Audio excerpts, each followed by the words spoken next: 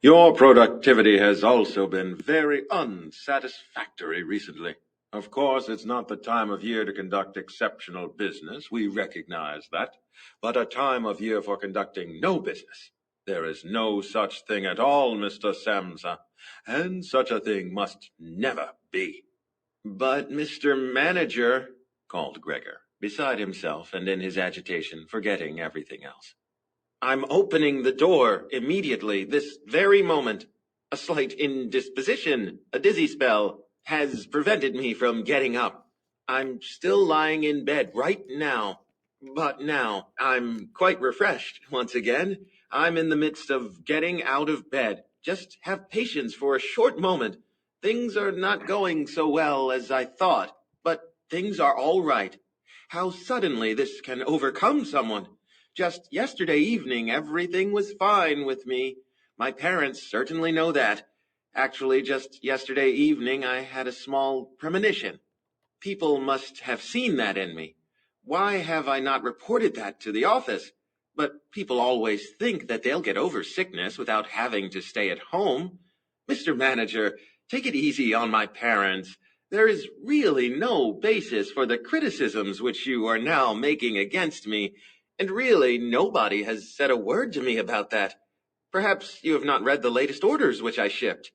Besides, now I'm setting out on my trip on the 8 o'clock train. The few hours' rest have made me stronger. Mr. Manager, do not stay. I will be at the office in person right away. Please have the goodness to say that and to convey my respects to the chief.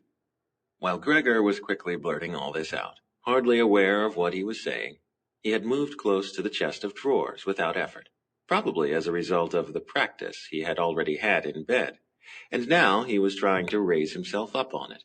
Actually, he wanted to open the door. He really wanted to let himself be seen by and to speak with the manager. He was keen to witness what the others now asking after him would say at the sight of him. If they were startled, then Gregor had no more responsibility and could be calm.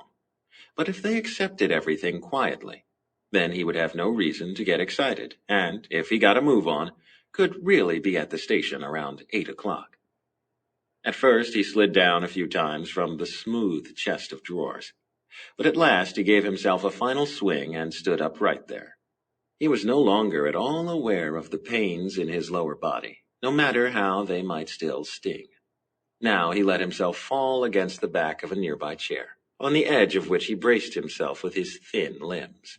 By doing this, he gained control over himself and kept quiet, for he could now hear the manager.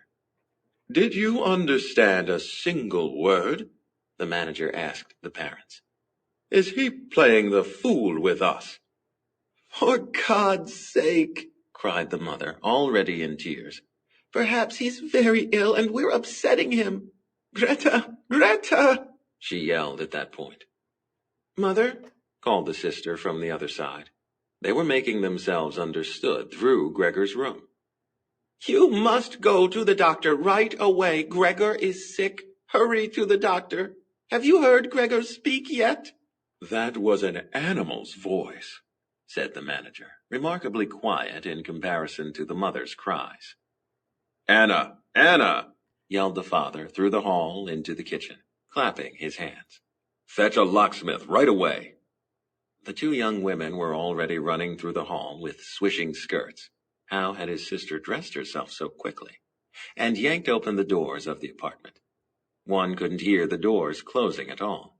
They probably had left them open, as is customary in an apartment in which a huge misfortune has taken place. However, Gregor had become much calmer. All right, people did not understand his words anymore, although they seemed clear enough to him, clearer than previously, perhaps because his ears had gotten used to them. But at least people now thought that things were not all right with him, and were prepared to help him. The confidence and assurance with which the first arrangements had been carried out made him feel good.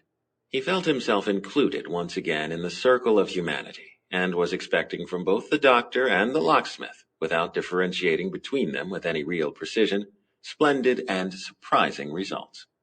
In order to get as clear a voice as possible for the critical conversation which was imminent, he coughed a little, and certainly took the trouble to do this in a really subdued way, since it was possible that even this noise sounded like something different from a human cough. He no longer trusted himself to decide anymore. Meanwhile, in the next room, it had become really quiet. Perhaps his parents were sitting with the manager at the table and were whispering. Perhaps they were all leaning against the door and listening. Gregor pushed himself slowly towards the door. With the help of the easy chair, let go of it there, threw himself against the door, held himself upright against it. The balls of his tiny limbs had a little sticky stuff on them, and rested there momentarily from his exertion. Then he made an effort to turn the key in the lock with his mouth. Unfortunately, it seemed that he had no real teeth. How then was he to grab hold of the key? But to make up for that, his jaws were naturally very strong. With their help, he managed to get the key really moving, and he did not notice that he was obviously inflicting some damage on himself. For a brown fluid came out of his mouth, flowed over the key, and dripped onto the floor.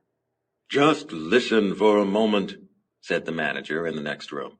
"He's turning the key." For Gregor, that was a great encouragement. But they all should have called out to him, including his father and mother. "Come on, Gregor," they should have shouted. "Keep going. Keep working on the lock." Imagining that all his efforts were being followed with suspense, he bit down frantically on the key with all the force he could muster. As the key turned more, he danced around the lock. Now he was holding himself upright only with his mouth, and he had to hang on to the key or then press it down again with the whole weight of his body, as necessary. The quite distinct click of the lock as it finally snapped really woke Gregor up. Breathing heavily, he said to himself, "So I didn't need the locksmith." And he set his head against the door handle to open the door completely.